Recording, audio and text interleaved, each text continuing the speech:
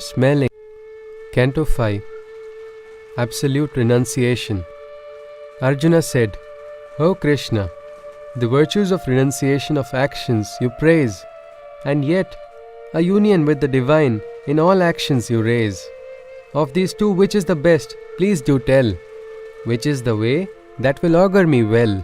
Lord Krishna replied, the path of divine action and the way of renunciation, both these two lead to the ultimate liberation. But amongst all paths, if one were to choose the best, the way of divine union in activities is superior to the rest. A sannyasi can be thus defined, O mighty armed one, as he who holds attachments none. For he experiences neither desire or dislike. Detachedly, he considers both to be alike. It is the children naive who thus consider and think that renunciation and liberated action are contrasting, for the wise can successfully operate with both in sync, and the results of such actions are everlasting. The same status which from renunciation may be won by a divine union in works can be reached with ease, for both renunciation and liberated actions are one. He who can thus see, he truly sees. It is difficult to achieve the state of renunciation without uniting with the divine in every action. For the wise sage who has attained this togetherness, the knowledge of Brahma, he can soon unearth and harness. That purest soul who in yoga engages, having gained victory over his six senses, in whose self the realization of every being is found, his actions are liberated, for by work he is not bound. The knower of the true principles of all existence knows that he is not the cause of his subsistence, nor is he performing the acts of seeing, hearing, touching or smelling, nor the actions of eating, moving, sleeping or even breathing, neither in the physical acts of speaking or digesting, nor in the involuntary acts of the eyes opening or closing. For he knows that in these actions it isn't he who is acting, and understands that his senses are but merely reacting. One who consecrates to the Brahman his every action and performs them in a state of renunciation, no sin can ever pollute his immaculate belief, just as the droplets of water cling not to a lotus's leaf. By their bodies, minds, intellect or senses they function, and consider not any of them as their own, for to them a perfect detachment is known, and so they engage in the process of self-purification. By giving up all desires for the outcomes of actions, the zenith of peace a soul can attain certainly, but those bound by desires of actions live uncertainly, obsessed with phantom fruits and their material attractions. Possessing self-control with perfect rapture, with poise he happily dwells in nature. Within the 9 gates of the physical body he resides, neither in being the doer nor in the cause he prides. The Lord of all living beings, the Creator Supreme, created not works nor their ownership in the mortal realm. The feelings of doing works and the fruit-seeking desire, it was only nature who thus did conspire.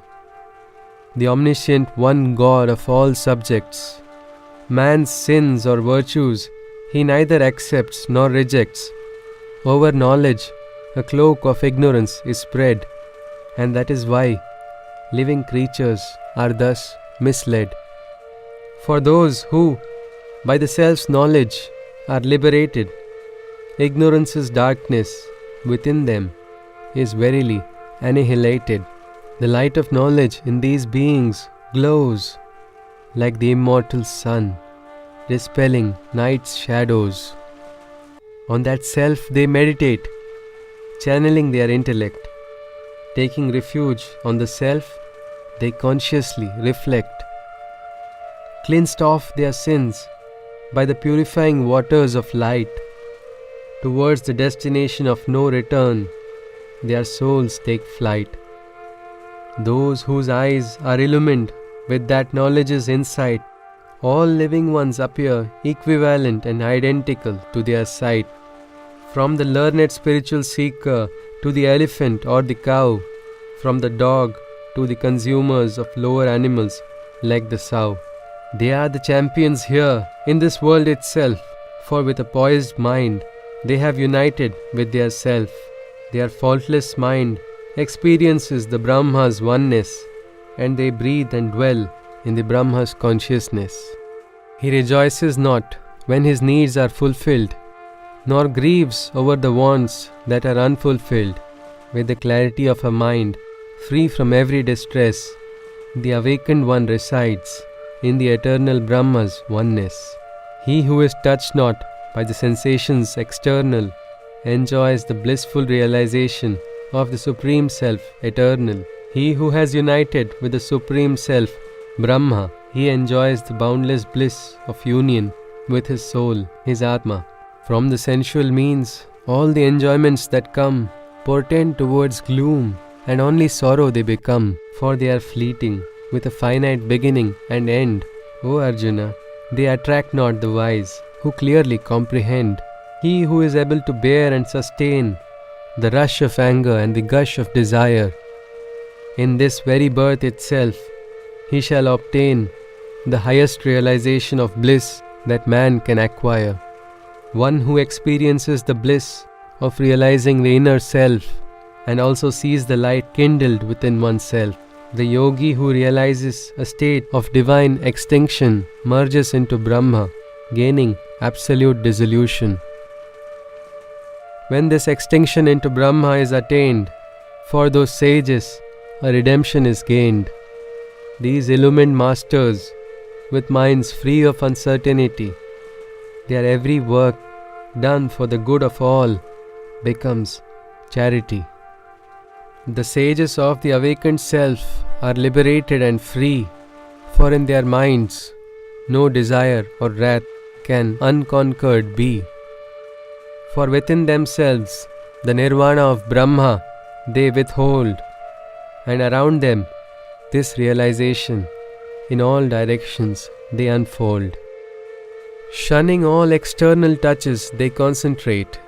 Focusing at the center between eyebrows, they meditate. Controlling the life force entering and leaving the nostril, their inhalation and exhalation, they equalize by their will. The sages, who are the seekers of liberation, assert a control over their mind and intellect. All senses, anger or wrath, can cause them no interruption, for they have attained complete freedom in every respect. When to man this singular truth is known, that all sacrifices I receive with joy, for they are my own, and he shall perceive me as his dearest loving friend, he shall then experience my perfect peace that has no end. Thus ended the 5th canto of the Bhagavad Gita, where Sri Krishna taught Arjuna the way to achieve the nirvana of Brahma by performing every mental and physical activity with an absolute renunciation.